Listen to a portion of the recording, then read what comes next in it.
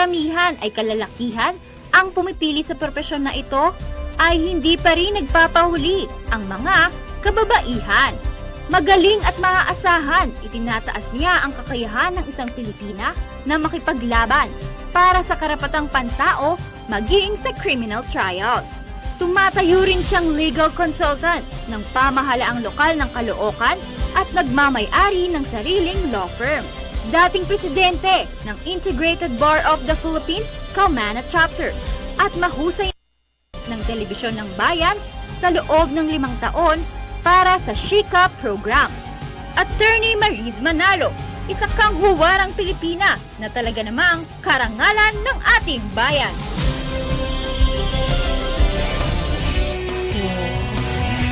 Alright, ayan. So, Carla, nakita natin, no? Na talagang syempre ngayong umaga ay makakasama natin ng isang kahanga-hanga talaga na isa sa mga kababaihan sa iba't ibang larangan sa ating bansa. Kaya syempre ngayong umaga, siya lang naman ay isa sa, syempre, titingala sa larangan syempre ng abogasya. Walang iba kundi ang past president ng IBP Calmana Chapter. Walang iba kundi si Attorney Mariz Manalo. Good morning, Attorney. Good morning, Jules and Carla.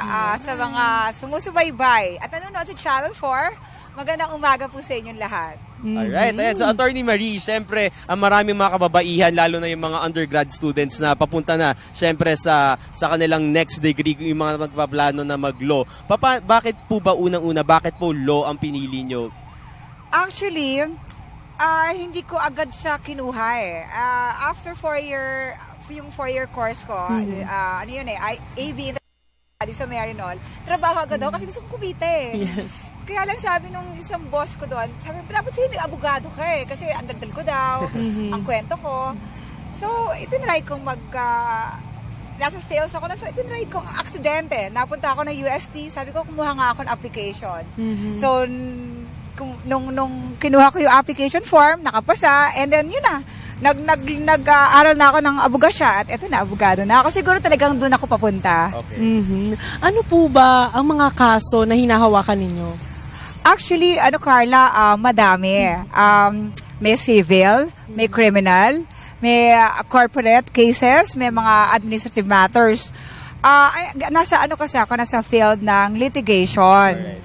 Kasi Jules, Carla, yung litigation, iba yun eh. May mga, yung you go to court, sabihin nyo, eto, dinidimanda ko itong taon to kasi may utang sa akin, o kaya ganito, ganyan. Tapos yun naman dinidimanda mo, papatunayan nyo na wala kang makukuha sa kanya. Meron naman din mga lawyers na into corporate, yung gumagawa sila ng mga papeles, ng para sa kumpanya. Meron namang mga government lawyers, nakikita nyo naman din yun, di ba? So, iba-iba yon. Alright. So, ma'am, syempre, bilang lawyer, no, totoo naman, may iba't ibang mga kaso at syempre iba't ibang degrees din kung gaano kahirap o kadali po siguro kung paano ipanalo yung mga bawat kaso. Pero sa experience po bilang isang lawyer, lalo na naging past president na po kayo ng IBP, ano po yung naging pinakamahirap na kaso at paano nyo po ito napagtagumpayan? Actually, lahat ng kaso, kahit malaki yan o maliit, dapat ang turing ng isang abogado, like ako, ang turing ko sa kanya is pantay-pantay.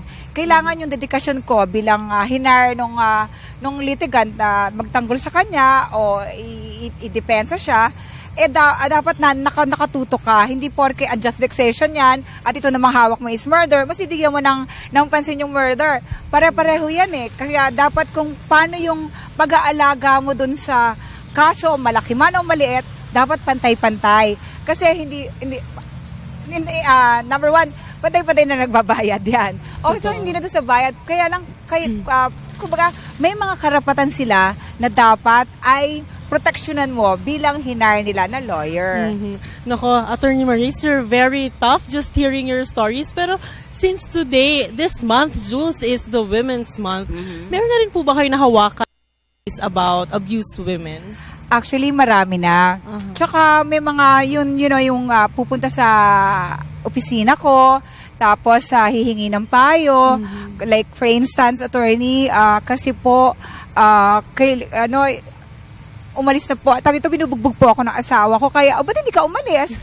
Kasi po wala po akong hanap buhay, sa kanya lang po ako umaasa. So, ngayon, bilang abogado, at alam naman natin, di ba, may mga anti-vowsy law, so, bibigyan mo siya ng payo na ito ang dapat mong gawin. na ang babae hindi sinasaktan kundi minamahal. At ang babae hindi pumapayag na dapat i-equate yung pananakit ng asawa sa pagmamahal. Kasi sa mga kababaihan, hindi ho dapat na minumura kayo ng asawa nyo o ng boyfriend nyo. Hindi ho dapat na sinasaktan kayo ng boyfriend nyo o ng asawa nyo. Hindi ho dapat ganon. Kasi kailangan mahalin mo ang sarili mo para mahalin ka rin ang kapwa. So, lagi kong sinasabi yon. At pinapagalitan ko yung mga babae na pupunta sa akin tapos pumapayag na saktan. Yun yun. Oh, yan. Kaya sa lahat ng mga kalalakihan na nanonood, Attorney Maris, kayo kay Attorney Maris. inaway natin mga kababayan. Anyway, ma'am, so, syempre bilang lawyer, at nakikita naman po natin na talagang advocate po kayo, syempre, for the women's rights. Dumarating po ba sa point na talagang nagkakaroon ng pro bono cases? Talagang may pro bono cases. Like for instance, nasa husgado ka, nasa court ka. Walang pwedeng magtanggol o mag-assist dun sa isang mahirap na tao. Kasi walang representative ng public attorney's office. Ngayon, i-appoint kayo ng husgado bilang abogado noong mahirap na nalitikan. Siyempre, alangan namang hindian mo yon dahil bawal sa amin yon na hindian ang mga pumupunta sa iyo na mga may kaso just because wala silang pambayad. Bawal yan kasi nga may pro bono.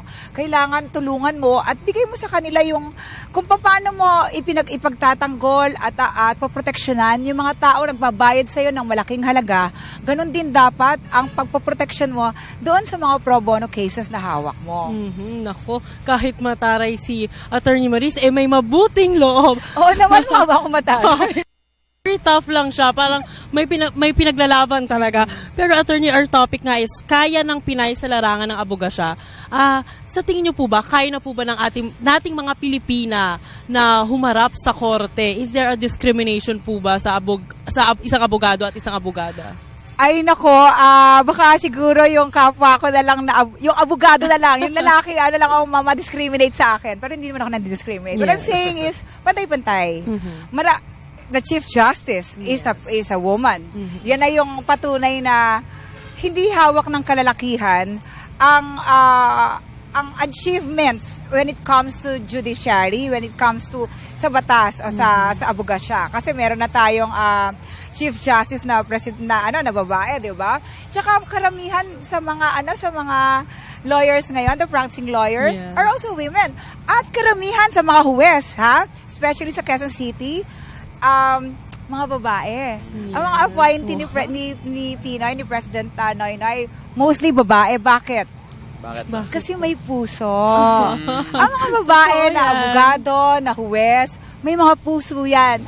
I'm not lalaki, wala. Kaya lang, meron silang yung soft spot. I don't know, maybe it's because of yung pagiging nature talaga ng kababaihan na pag hinawakan niya yung kaso o umupo siya bilang huwes ng isang kaso, yung puso at isip ang gumagana.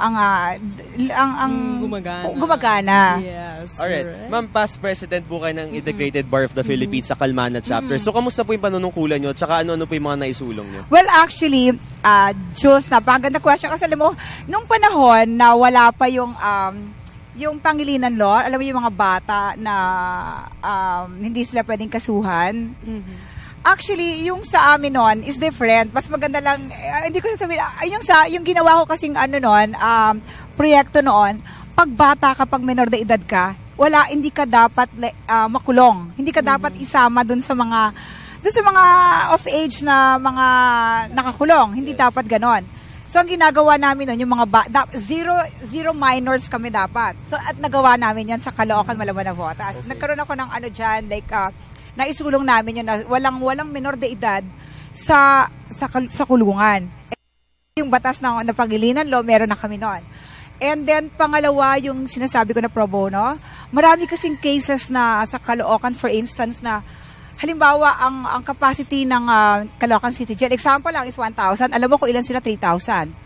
So, talagang ang dami nila. So, ang ginagawa ko noon, yung mga lawyers na medyo bibigyan ko sila ng mga kaso para i-assist yung mga nakakulong para bumilis yung proseso, para matanggal yung, kumonte yung mga tao dun sa Caloocan, dun sa City Jail, also in Malabon. Yun yung mga things na I think na nagawa ko, and I wish na mababalikan ko pa. Siguro sa ibang pagkakataon. Maybe not sa present, but some other, Oo. Naku, medyo nagiging serious yung usapan. Pero alam nyo, hindi lang po si Attorney Maris. Dahil naging host din po siya ng PTV, Oo ang nga. Chika. At may mga iba pa rin po siya mga programa sa PTV.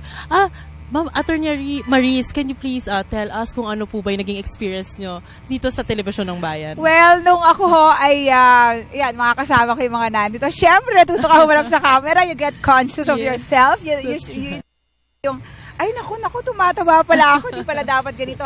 Hindi pa yun eh. Pati yung confidence mo, like you guys are very young. Yung confidence mo, makikipag-usap mo sa mga, like, kasi before, achievement mo yung maka-co-host mo, for instance, yung mga veteran broadcasters, newscasters, and anchors, like Mari Garcia, Bobby Guanzon, yan yung mga magagaling na Orly Mercado, madirect ka ba naman ni Direct Finland? Oh my goodness, diba? It's achievement also Yes. yun.